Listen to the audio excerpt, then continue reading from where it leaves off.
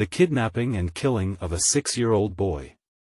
In 1953, the kidnapping of a 6-year-old boy in a get-rich-quick scheme led to a massive investigation that captured the pair of culprits, but not before they did the unthinkable. At approximately 10:55 a.m. on September 28, 1953, Sister Morand of the French Institute of Notre Dame de Chaun, a school for small children in Kansas City, Missouri, answered the door and was confronted by a woman who said she was the aunt of Bobby Greenlease. Robert Cosgrove Greenlease, Jr., known as Bobby, was 6 years old and the son of Robert Cosgrove Greenlease, Sr., a wealthy automobile dealer who resided in Mission Hills, Kansas City, Missouri. The woman informed Sister Morand that Bobby's mother had just suffered a heart attack and had been taken to St. Mary's Hospital. The woman appeared visibly upset and apologized to Sister Morand for her condition. Upon getting Bobby, Sister Morand told him that an aunt had called at the school for him, but she did not tell Bobby that his mother had suffered a heart attack. Sister Morand recalled that Bobby walked directly to the woman without hesitation, and there was nothing in his action or behavior to indicate doubt on his part that this woman was his aunt. As the woman left the school, she had an arm around Bobby's shoulder and was holding his hand. Sister Morand last saw them as they entered a taxicab. At approximately 11:30 a.m. that day, Sister Marthanna of the school called the Greenlease home to inquire about Mrs. Greenlease's condition, spoke to Mrs. Greenlease and at that time learned that the story told by the woman who called for Bobby was false. Mrs. Greenlease immediately called her husband who rushed home and, after hearing the story of what happened, notified the chief of police in Kansas City, who in turn reported the matter to the FBI. Willard Pearson Creech, cab driver for the Toadman Cab Company in Kansas City, told authorities that shortly before 11 a.m. on September 28, 1953, a woman, whose description fit that of the woman who had called at the school, entered the cab and requested him to drive her to the school of Notre Dame de Chaun. Upon arriving at the school, she told Creech to wait for her because she desired to be driven to the Katz Drug Store at Westport and Main Streets in Kansas City. In approximately 6 minutes, the woman re-entered the cab accompanied by a small boy fitting the description of Bobby Greenlease. When Creech last saw them, they had stopped behind a blue 1952 or 1953 Ford sedan bearing Kansas license plates. A few hours after the kidnapping, the Greenleases received the first ransom letter concerning the return of their son. The first letter, mailed special delivery and postmarked 6:00 p.m. on September 28, 1953, demanded $600,000 in $20 and $10 bills be placed in a duffel bag. The kidnappers promised Bobby's safe return in 24 hours and as long as there were no tricks in delivering the money. The second ransom letter was postmarked 9:30 p.m. on September 29, 1953. Inside the envelope in which this letter was mailed was the Jerusalem medal which had been worn by Bobby Greenlease. The letter again contained demands for $600,000 and stated that Bobby was okay but homesick. Overall, the Greenleases received over a half-dozen ransom notes and 15 telephone calls. The final communication between the Greenleases and the kidnappers was a telephone call received at 1 a.m. on October 5, 1953 at the Greenlease residence. The kidnappers stated that they had received the $600,000 ransom money and assured the Greenleases that their son was alive and that he would be returned in 24 hours. Unknown to the family, the kidnappers, Carl Hall and Bonnie Heddy, had killed the boy soon after the abduction and buried the body near Heddy's house in St. Joseph, Missouri. Then the two murderers took the ransom money and traveled approximately 380 miles to St. Louis, Missouri. On October 5, 1953, Hall purchased 2 metal suitcases and transferred the ransom money from the duffel bag to these suitcases, leaving the duffel bag in an ash pit in South St. Louis. Carl Hall took Bonnie Heddy, who was drunk, to an apartment he rented on Arsenal Street, also in St. Louis. Heddy immediately went to sleep, and Hall deserted her there, leaving only $2,000 of the $600,000 ransom money in her purse.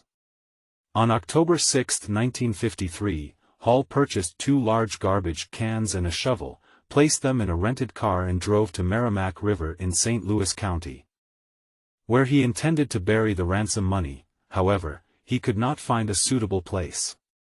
He left the cans in a deserted clubhouse and drove back to the Coral Courts motel where he was staying. Hall became suspicious of persons in the vicinity of the motel during the afternoon of October 6, 1953 and moved to an apartment at the Townhouse Hotel in St. Louis. A telephone call was received at the 11th District, St. Louis Police Department, about 3:30 p.m. on October 6, 1953 from John Oliver Hager, a driver for the Ace Cab Company in St. Louis. His information led to the arrest of Carl Austin Hall, who identified himself as John James Byrne, by officers of the St. Louis Police Department at the Townhouse Hotel in St. Louis during the evening of October 6, 1953. Later that night, he led the officers to an apartment on Arsenal Street in St. Louis where Hall's girlfriend, Bonnie Emily Hetty, was taken into custody. Hall was interrogated by FBI agents and other law enforcement agencies several times after his arrest and emphatically insisted that practically all of the $600,000 ransom money was in his possession at the time he was arrested by the St. Louis Police Department. Hall admitted to FBI agents the planning of the kidnapping, the actual abduction of the victim, and to burying the body in the yard of Mrs. Hetty's residence.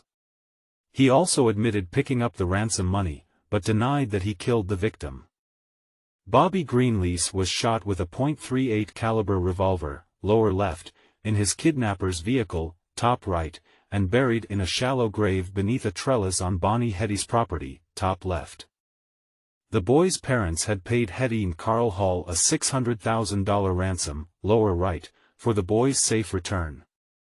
At this time he implicated Tom Marsh, stating he had turned the victim over to Marsh.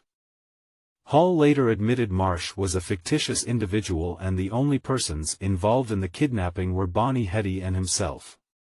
It was not until October 11, 1953 that Hall admitted he and Bonnie Hetty transported the victim from Kansas City, Missouri to a point just outside of Kansas City in Overland Park, Kansas where Hall shot the victim to death. He then transported the body approximately 45 miles back to St. Joseph, Missouri, where he buried it in Bonnie Hetty's yard and planted flowers on the grave. Bonnie Hetty admitted assisting Hall in the preparation of the ransom letters and notes of instructions to the Greenlease family concerning the payoff of the ransom as well as going to the school and obtaining custody of the victim using the ruse that his mother was ill. The boy's body was found by FBI agents at 8:40 a.m., October 7, 1953, buried near the porch of the Hetty residence at 1201 South 38th Street in St. Joseph, Missouri. The body had been wrapped in a plastic bag, and a large quantity of lime had been poured over this bag. The Greenlease family dentist identified the body as that of Bobby Greenlease at 1:05 p.m. on October 7, 1953.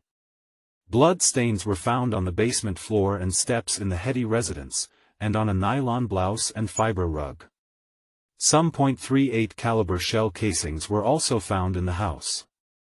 These shell casings were examined by the FBI laboratory and it was found that they had been fired from a .38 caliber snub-nose Smith & Wesson revolver in Hall's possession at the time of his arrest.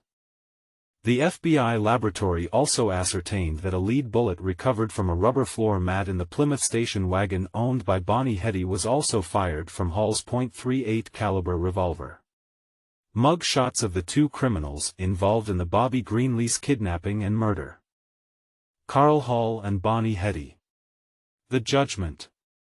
On October 30, 1953, Carl Hall and Bonnie Hetty appeared before Judge Albert L. Reeves in federal court in Kansas City, Missouri, at which time they entered pleas of guilty to the indictment.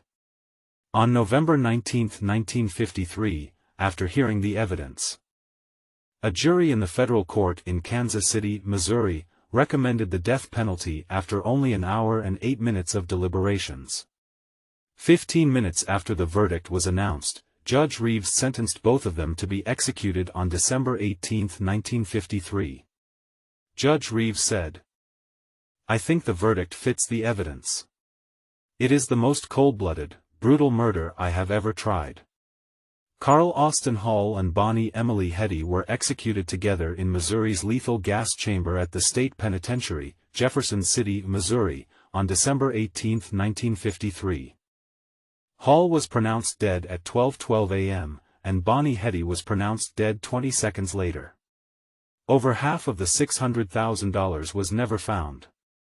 FBI investigation established that the two suitcases which reportedly contained the ransom money, and which were in Hall's possession at the time of his arrest, were not brought to the 11th District Precinct Station as testified by the arresting officers, Lieutenant Louis Ira Shoulders and Patrolman Elmer Dolan. Both officers were subsequently federally indicted for perjury. Lieutenant Shoulders was convicted on April 15, 1954 and sentenced to 3 years in prison, and Patrolman Dolan was convicted on March 31, 1954 and sentenced to 2 years. After they were released from prison, both returned to the St. Louis area. Shoulders died on May 12, 1962. Dolan received a full pardon from President Johnson on July 21, 1965. Thanks for watching. Please subscribe to my YouTube channel and follow me on Facebook on Monpy Stories.